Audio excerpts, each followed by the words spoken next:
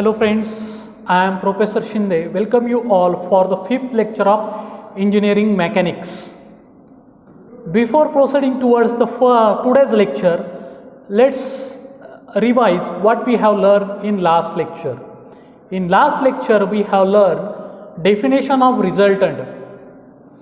Okay, what is resultant? A single force which will produce the same effect as that of the system of forces is known as a resultant. If there are the n number of forces, then we have to replace this n number of force by a single force which will produce the same effect as that of that system of forces is known as a resultant. Then after that we have learned the definition of equivalent. So equivalent is having the same magnitude as that of resultant but exactly opposite direction. So resultant and equivalent having the same magnitude but the direction is exactly opposite. Then after that we have learned the methods to find out the resultant.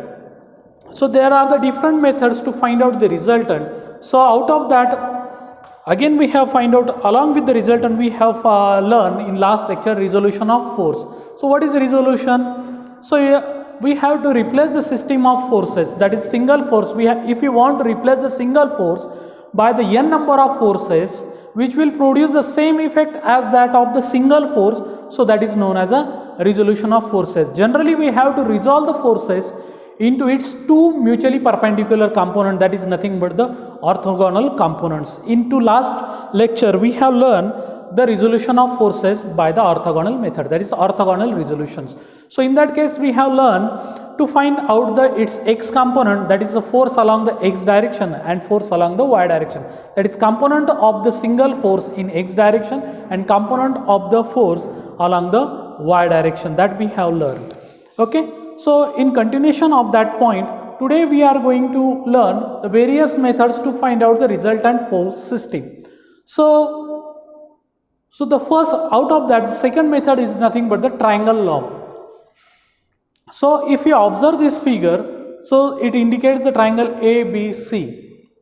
So it indicates that if there are the two forces acting at a point may be represented as the adjacent side of a triangle taken in a order, then their resultant is represented in magnitude and direction by the closing side of triangle taken in a opposite order. So if you observe that there are the two vectors, we can say that vector P and vector Q. If they are act as or they are performing as the two adjacent side of the triangle taken in order. Taken in order means after P there is a force Q which makes an angle theta with respect to the force P, or we can say that with respect to x axis also, if I consider the force P is in horizontal direction in that case. So P and Q will be act as the two sides of the triangle taken in a order, then the closing side of a triangle, that is third side of a triangle, will be represented as your resultant taken in a opposite order. Taken in a opposite order means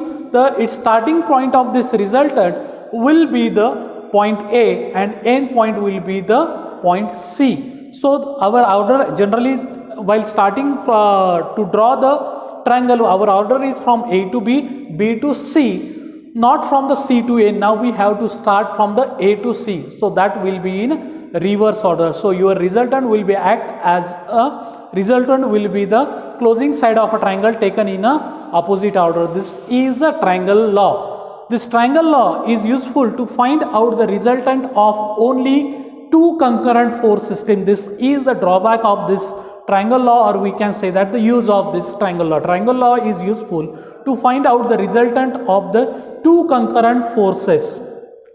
If the forces are more than two, then this law is not suitable, and triangle law is generally a graphical method to find out the resultant. It is not a analytical method to find out the resultant. Actually it is the graphical method to find out the resultant. Okay, so as we know that in 11th standard geometry we have learned the sine rule and cosine rule also. That both rules are also helpful to find out the resultant, or maybe the any one component, or maybe the angle in between this triangle also. Okay, so we know that what is sine rule. if this opposites, let's consider this triangle ABC. A is the opposite side of an angle A, B is the opposite side of an angle B, and C is the opposite side of an angle C. If we take the ratio upon this side, upon this angle, opposite angle, the ratio for the triangle will be remain same, that is nothing but the sine rule. So that A upon sine A is equal to B upon sine B and C upon sine C. So this is nothing but your sine rule. That is also helpful while solving the numerical sine rule. So sometimes the sides are known and one or two angles are known. In that case we can use the sine rule. Sometimes it is convenient, sometimes some problems are not possible to solve by using the sine rule. In that case we have to go for the use of cosine rule. So in the same triangle, if we apply the cosine rule, what is the cosine rule? Cos A is equal to B square plus C square minus A square upon twice of BC. If you observe this is your cosine rule for find out the angle A. If you want to find out the angle B, then you have to use this rule, A square plus C square minus B square upon twice of AC. This is useful when we have to find out the included angle between the triangle. So this cosine rule is generally useful to find out the included angle in between the triangles. Suppose we have to find out the angle C. This angle we have to find out. Then how to find out? Then A square plus B square minus C square upon twice of AB. So that will give you the angle between these two sides A and B, that is the angle C. If you want to find out the angle C, then we have to go for the cosine rule. Okay, getting? Now again, so as we find out that this is triangle law is generally a graphical method. It is suitable only for the two concurrent forces. If the forces are more than two, then which method is suitable? Yes, there is one method in engineering mechanics to solve the problems by graphical method if there are the more number of forces than 2. So what is that method? That is polygon law. Okay, so if we observe that, sorry, this one is force P1, this force is P1. Okay, so the force P1, P2, P3, P4 and P5 are given. Okay, its magnitude is known to us and its direction is also known to us. When the direction, that is, let's say this angle is theta, this direction is also known to us. In that case, we can able to construct the incomplete polygon. So if you observe this figure, okay, if you observe this figure, I have drawn with the geometry, help of geometry, the polygon. I have drawn the force P1 as one side of the polygon which is exactly parallel to this force P1, which makes an angle theta with respect to x-axis. In a order, let's say that after force P1 there is a force P2, after P2 there is one force P3, and after P3 there is one force P4 and then P5. These are the 5 forces I have plotted in a order. So after P1, P2, after P2, P3, P3 after P4 and P5 taken in order, and these sides of a polygon I have constructed parallel to the given forces by geometrically. Now this is incomplete polygon. So in order to find out the resultant of this n system of forces, that is more than the 2 number of forces, then we have to construct the polygon and its closing side of that polygon. So here the closing side is indicated starting from the we have to starting from the point A and end towards the point F. That is nothing but in a reverse manner. Our first sequence is that A to B, B to C, C to D, D to E and E to F. This is our sequence. In order to find out the resultant, we have to join or we have to complete that polygon in a reverse manner. That is, starting point should be the point A and the end point will be F. Then after that, if we measure this length of that polygon and multiply it by scale, whatever the scale we have chosen in order to draw this, so it will give you the magnitude of the resultant. And if you measure, let's say this angle is alpha, if you measure this angle alpha with the help of the protractor, then you will get that direction of this resultant also. So what is the law of polygon?